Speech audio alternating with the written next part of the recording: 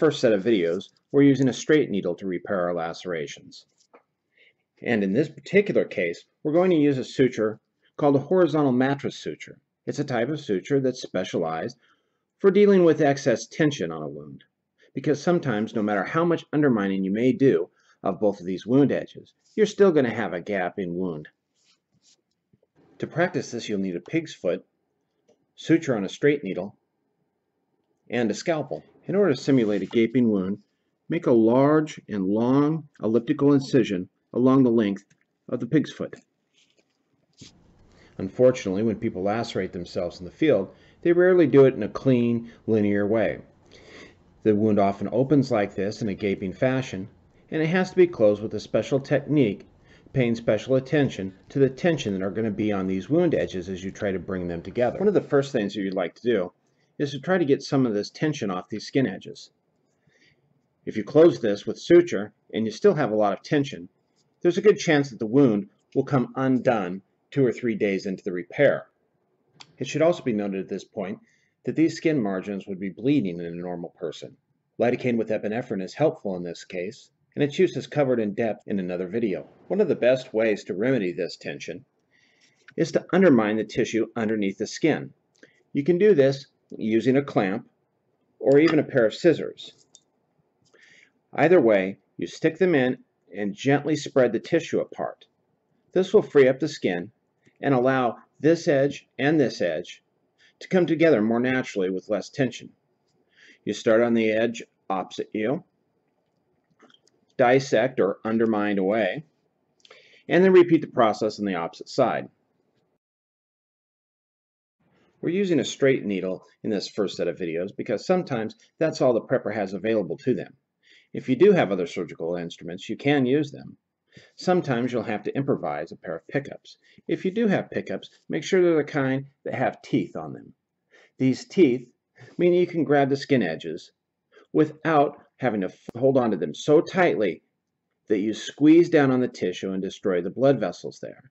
Doing that will create an area of necrosis here, which means that this tissue will die. If this tissue dies, it'll become a nidus or a source of infection.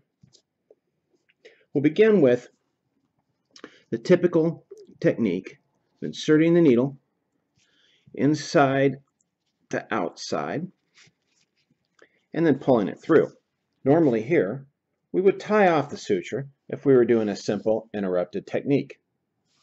But because we're dealing with the tension area, an area that has to come together with as little tension as possible, we're going to use a horizontal mattress suture.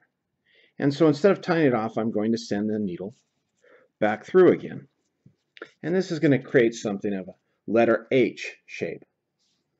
When we tie this, you'll see that this particular suture technique will be able to hold more pressure than a single suture as used before.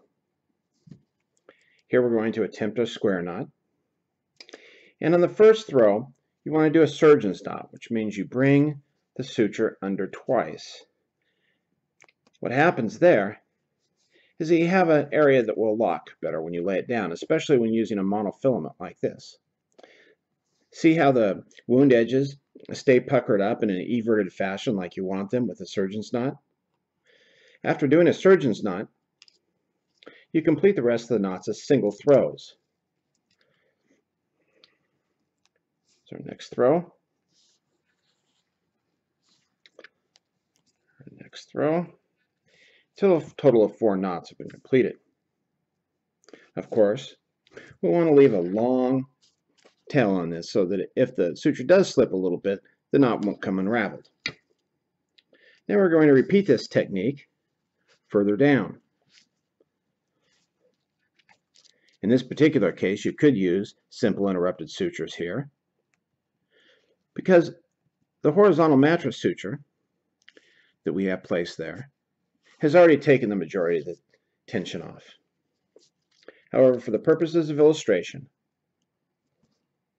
we'll continue on with our mattress sutures. As you can see, our suture is getting a little bit small here. Now, in this particular case, I didn't put in a surgeon's knot. And see how it slips when I let go of it? That's because I only used a single throw. So to remedy that problem, Again, what you want to do is place 2 throws on your first pass through. 1 and 2. And again, this is a little clumsy because I'm just running out of suture. And here we go. Watch how this will lay down much nicer, and it'll stay there. Finally, we will continue this with either a simple interrupted suture here or another horizontal mattress suture.